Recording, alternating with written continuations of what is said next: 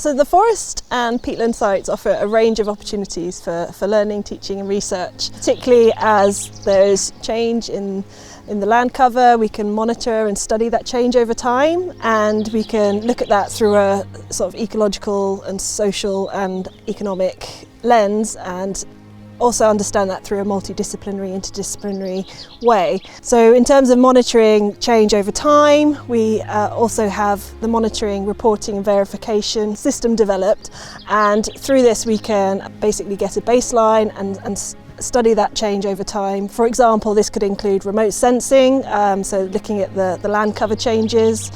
This could involve looking at the sort of biodiversity size through acoustic monitoring and looking at changes to bird species composition, people's preferences to using the landscape as well. We can build on that information, and then that can also be a resource for learning and research.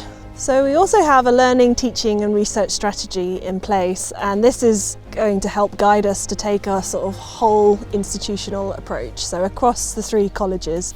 And this is also supported by the Learning, Teaching and Research Advisory Committee, and so that's a group of experts from across the university who represent the 3 colleges to feed into that and how we can actually turn the strategy into action.